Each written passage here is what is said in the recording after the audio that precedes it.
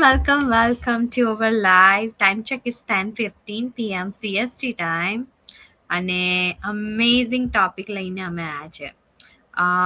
Who I am and why we started this business, right?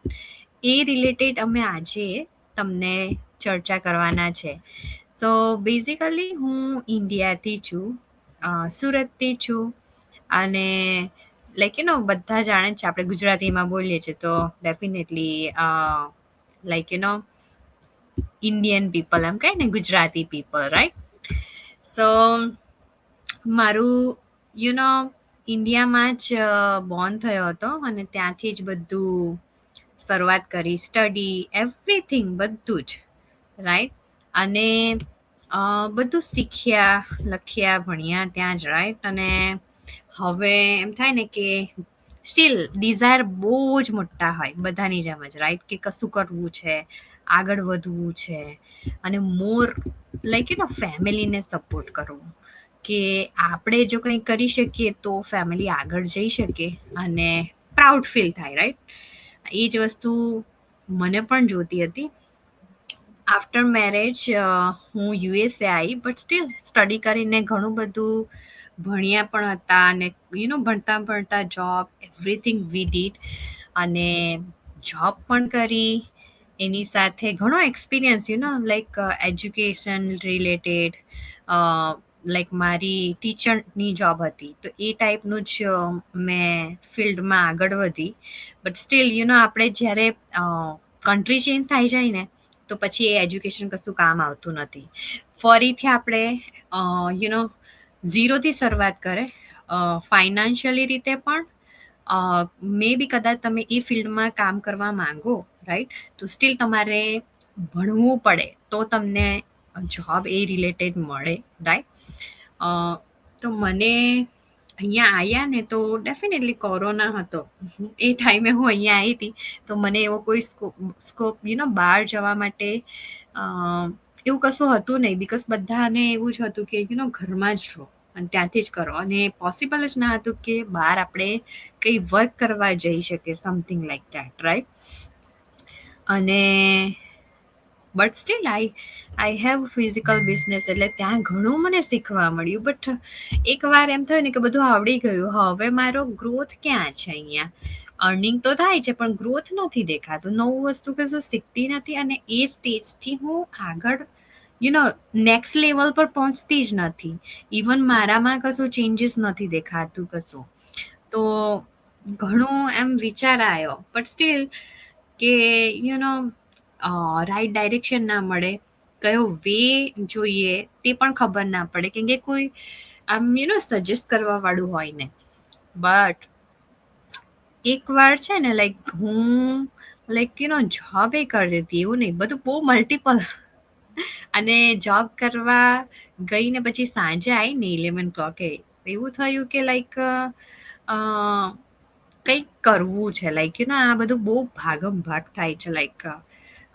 સવારે મોટલનું work, સાંજે job, ઘરનું કામ સાથે સવાર સાંજ, ખબર ના પડે કે ક્યારે શું કરીએ, એમ કન્ફ્યુઝિંગ. અને સ્ટીલ એક એવો દિવસ આવ્યો ને કે મને મારા ફર્સ્ટ બેબીના કારણે મારે જોબ મેં છોડી દીધી, અને એના કારણે જ મને એવું થયું પાછું કે હું પાછી એ જ જગ્યા પર આવી ગઈ, કશું ડિફરન્ટ કરવા જાઉં છું બટ સ્ટીલ ત્યાં જ અટકી જાઉં છું, રાઈટ? અને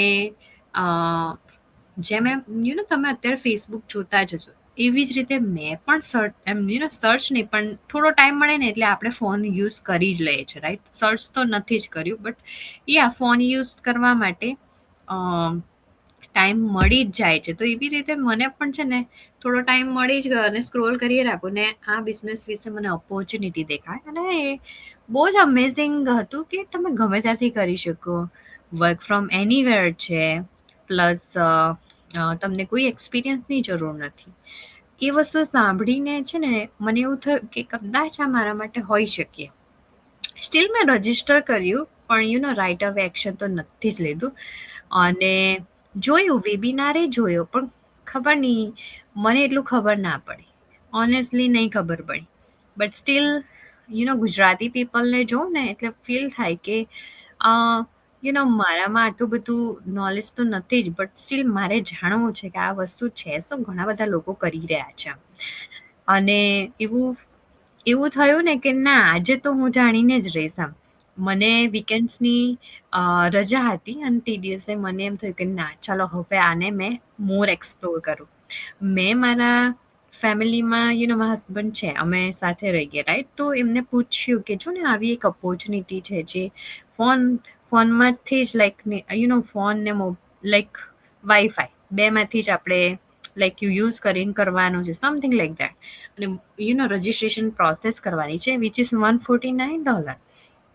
તો શું થયું એમ કે Kinjal might be this is a scam. તો મેં હસતા હસતા જસ્ટ એવું જ કીધું, દેટ્સ ઓકે.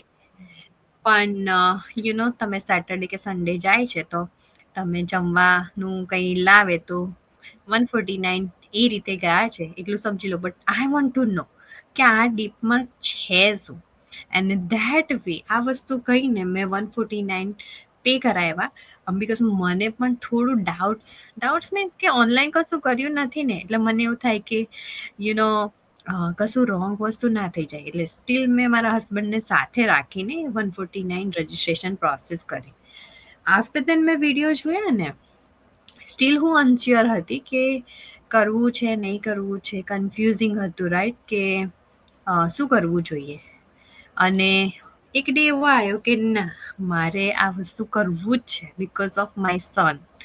અને એ 1.5 વર્ષ પછી મારા બેબી પણ આવી ગઈ. એટલે નોર્મલી બીજી પ્રેગ્નન્સી હતી, એટલે 2 છોકરાઓને લઈને હું બીજું વર્ક ના કરી શકું. બેસ્ટ ઓપોર્ચ્યુનિટી મારા માટે હતી કે હું ઓનલાઈન વર્ક કરું અને બાળકોની ટેક કેર, ફાઇનાન્શિયલ રીતે ફ્રીડમ મેળવું, પોતાનું જ કશું કરું. અને એ જ વસ્તુ વિચારીને આજે આગળ વધી ગઈ. 3 વર્ષ થઈ ગયા. ઇઝી ટુ ગો, બધી જ વસ્તુ તમને સમજણ પડે છે.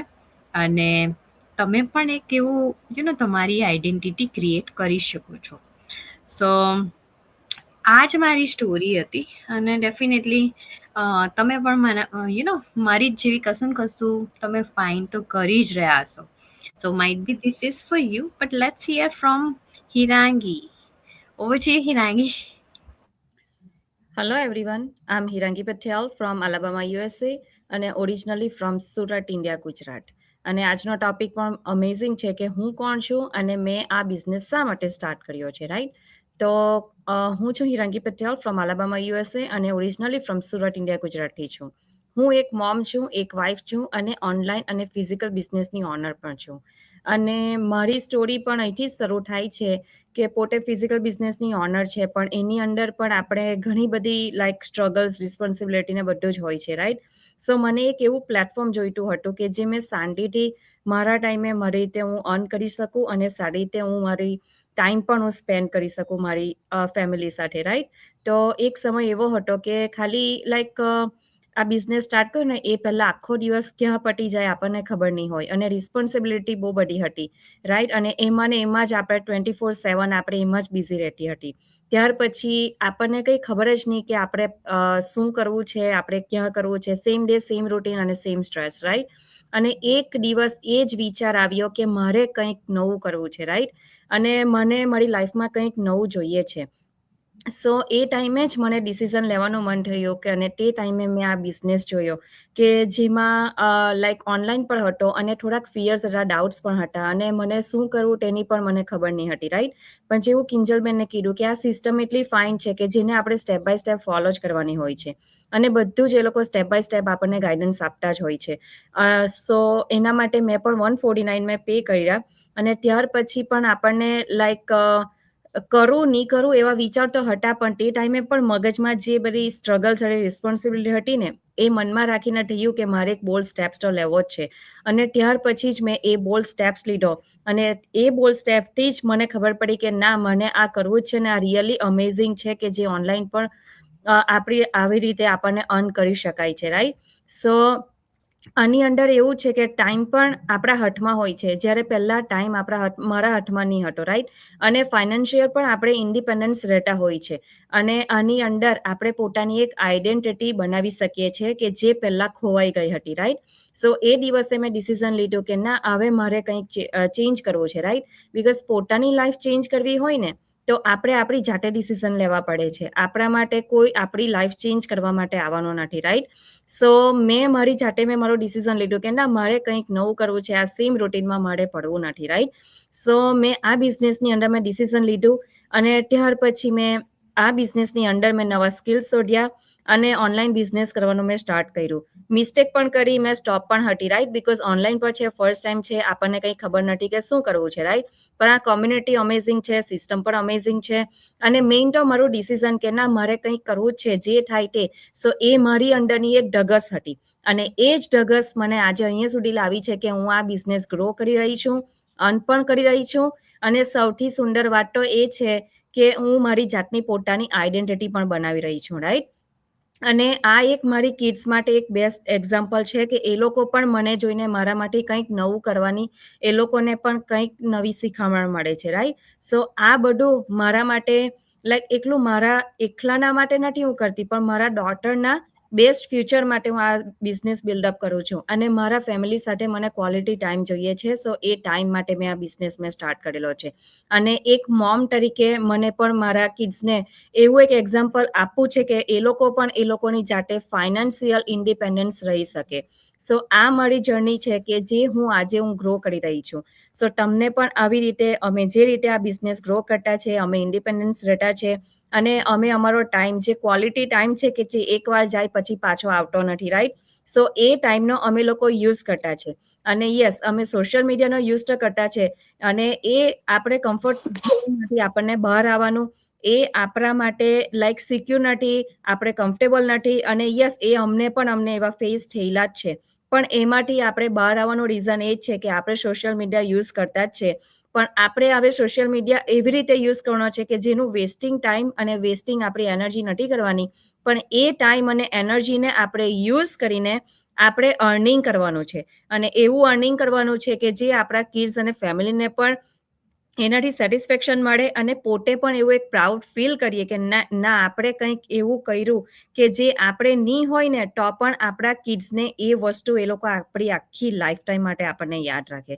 સો આ એક વેરી ઇન્ટરેસ્ટિંગ પ્લેટફોર્મ છે અને એટલું બધું ઇન્સ્પિરેશન અને મોટિવેશન છે કે લાઈક આપણે કોઈ દિવસ અમેઝિંગ, એટલું લાઈક ઇમેજ પણ નથી કર્યું કે આટલું અમેઝિંગ પ્લેટફોર્મ કે આપણી વિધાઉટ નોલેજ, વિધાઉટ એક્સપિરિયન્સ અને કોઈ પણ જાતની રિક્વાયરમેન્ટ વગર, કે નથી ઓફિસ જોઈતી, નથી બિલ્ડિંગ જોઈતું, નથી એમ્પ્લોય જોઈતા, આપણને કોઈ પણ જાતની રિક્વાયર નથી. જસ્ટ તમારી એક ઢગસ. અને તમે 18 એન્ડ ઓલ્ડર હો ને, તો તમે ગમે ત્યાંથી, દુનિયાના ગમે તે ખૂણામાંથી પણ આ બિઝનેસ તમે કરી શકો છો. So let's grow together. And now over to you, Kinjalben.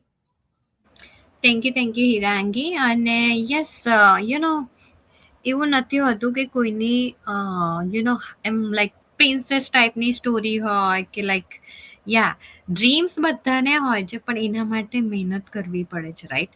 અને એ મહેનત કરવા માટે બી વે એવા હોવા જોઈએ. અને વે માટે બી છે ને એક ગાઈડન્સ, ગાઈડ કરતું વ્યક્તિ હોવું જોઈએ કે તમને એ તમારા ડ્રીમ્સ પાસે પહોંચાડે, રાઈટ?